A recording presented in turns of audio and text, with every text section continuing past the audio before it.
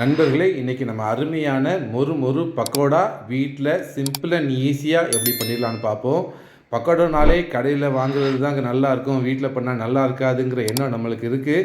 ஆனால் இந்த வீடியோ ஃபுல்லாக பார்த்தீங்கன்னா கரெக்டான ப்ரொப்போர்ஷனில் எல்லாம் ஆட் பண்ணிங்கன்னா அருமையான பக்கோடா வீட்லேயே ஈஸியாக ரெடி பண்ணிடலாம்.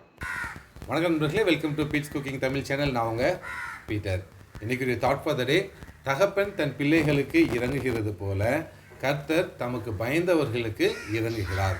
இதோட சிம்பிள் மீனிங் என்னென்னு பார்த்தீங்கன்னா, இந்த உலகத்தில் நம்ம எல்லாருமே நிறைய தப்பு பண்ணியிருப்போம்.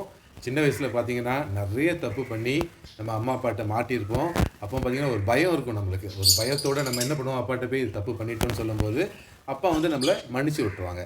அதே மாதிரி தான் இப்போ நம்ம பெரியவங்களை ஆனதுக்கப்புறமும் மற்றவங்களுக்கு தெரிஞ்சோ தெரியாமலோ நம்ம மனசளவுலையோ நிறைய தவறுகள் நம்ம பண்ணிட்டு தான் இருக்கிறோம்.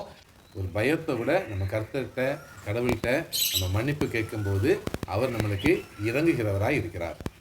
இன்றைக்கி குக்கிங்கில் அருமையான மொறு பக்கோடா எப்படி பண்ணலான்னு பார்ப்போம். நான் நிறைய காம்பினேஷன் ட்ரை பண்ணேன். அதில் இதுதான் கரெக்டான பெர்ஃபெக்டாக நல்லா மொறுன்னு உள்ள நல்லா சாஃப்டாகவும் அருமையான டேஸ்ட்டு நல்ல பக்கோடா வாசத்தில் நல்லா இருந்தது. இந்த வீடியோ ஃபுல்லாக வாட்ச் பண்ணுங்கள். இன்க்ரீடியன்ட் எல்லாம் கரெக்டான ப்ரொப்போர்ஷனில் சேர்த்திங்கன்னா கடைசி அவுட்புட் சூப்பராக மொறு நல்ல வாசத்தோட பக்கோடா ஈஸியாக வீட்டில் ரெடி பண்ணலாம். இனிமேல் கடையில் போய் நம்ம பக்கோடா வாங்க வேண்டாம், வீட்டிலே பண்ணிடலாம். வாங்க வீடியோக்குள்ளே போகலாம். பக்கோடா பண்ணுறதுக்கு தேவையான பொருட்கள் என்னென்னு பார்த்துடலாம். சின்ன வெங்காயம் 150 கிராம். சின்ன வெங்காயம் தான் யூஸ் பண்ணணும், பெரிய வெங்காயம் யூஸ் பண்ணக்கூடாது. சின்ன வெங்காயம் போட்டால் தான் டேஸ்ட்டு அப்புறம் கன்சிஸ்டன்சி எல்லாமே கரெக்டாக வரும்.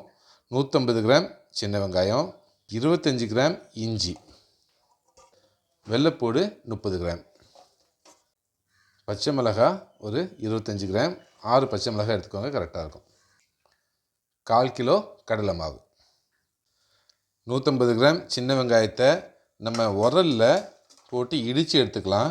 இடித்து சேர்த்தா தான் நல்லாயிருக்கும்.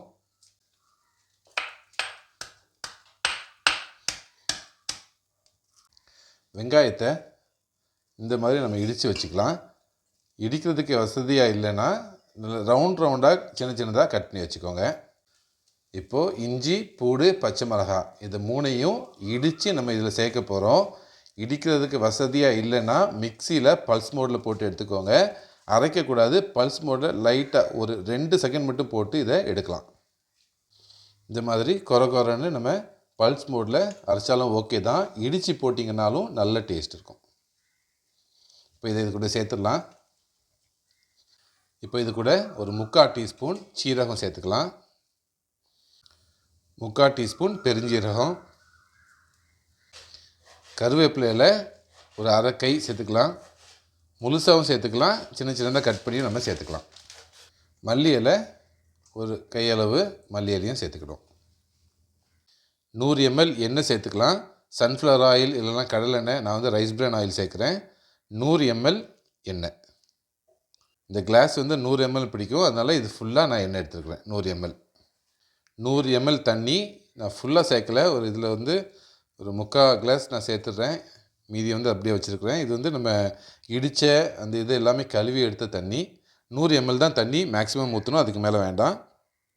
உப்பு 1 டேபிள் ஸ்பூன் உப்பு நம்ம சேர்த்துக்கலாம், கரெக்டாக இருக்கும். சோடா உப்பு ஒரு 1/4 டீஸ்பூன். இப்போது இது எல்லாத்தையும் நல்லா மிக்ஸ் பண்ணிக்கலாம். வெங்காயம், பச்சை மிளகாய், இந்த மிக்சர், உப்பு எல்லாமே நல்லா மிக்ஸ் ஆகிற மாதிரி கை வச்சு நல்லா பிசைஞ்சு விட்டுக்கோங்க. மாவு சேர்த்ததுக்கப்புறம் நம்ம பெரட்டி தான் எடுக்கணும். தண்ணி நம்ம ஃபுல்லாக ஊற்றலை, 100 ml எடுத்து வச்சுருக்கிறேன். மாவு போட்டதுக்கப்புறம் தேவைப்பட்டுச்சுன்னா நம்ம கொஞ்சம் சேர்த்துக்கலாம். ஓகே, நல்லா மிக்ஸ் பண்ணிட்டோம். இப்போ நம்ம 1/4 கிலோ கடலை மாவு எடுத்து வச்சுருக்கிறோம், அதை இதில் சேர்த்துடலாம். 1/4 கிலோ கடலை மாவு எடுத்து வச்சுருக்கிறேன், அதை இதில் சேர்த்துட்றேன். மாவு சேர்த்ததுக்கப்புறம் நம்ம நல்லா மிக்ஸ் பண்ணக்கூடாது. இந்த பஜ்ஜிக்கு மாவு பசைகிற மாதிரிலாம் நம்ம பிசையக்கூடாது. லைட்டாக இப்படி பெரட்டி தான் எடுக்கணும். அப்போ தான் பக்கோடாவோட கன்சிஸ்டன்சி நல்லாயிருக்கும். தண்ணி தேவைப்பட்டுச்சுன்னா நம்ம கொஞ்சம் சேர்த்துக்கலாம். இப்படி பெரட்டி மட்டும் விடுங்க, பிசைஞ்சிடாதீங்க.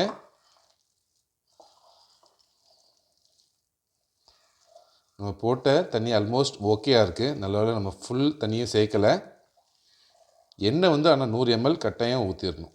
எண்ணெய் ஊற்றிடுங்க. தண்ணி வந்து நம்ம பிசைஞ்சு பார்த்துட்டு தேவைப்பட்டால் சேர்த்துக்கலாம்.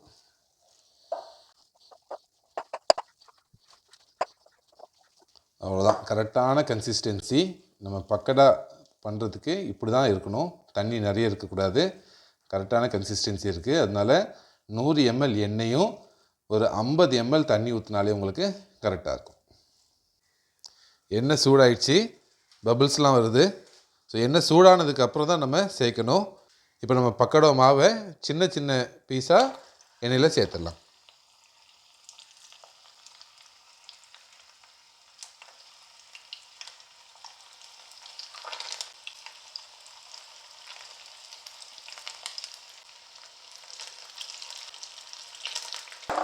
சேர்த்துட்டு கம்மி பண்ணி வச்சுருங்க. மீடியம் ஹீட்டில், ஃபுல்லாக கம்மி பண்ண வேண்டாம், மீடியம் ஹீட்டில் இருக்கட்டும்.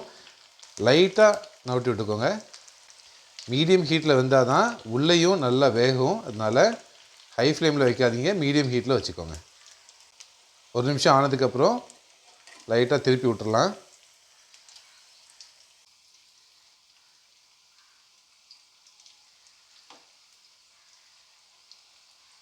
பக்கோடா நல்லா நின்று வேகணும். அதனால் மீடியம் ஹீட்டில் வச்சுக்கோங்க, ரொம்ப ஹை ஃப்ளேமில் இருக்க வேண்டாம். இப்போ அதோட லைட்டாக திருப்பி விட்டுக்கலாம்.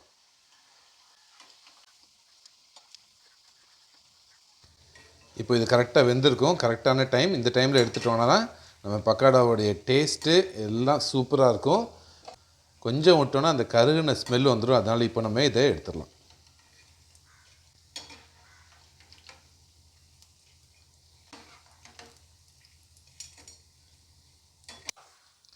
இதே மாதிரி நம்ம எல்லாத்தையும் அப்படியே பொரித்து எடுத்துடலாம்.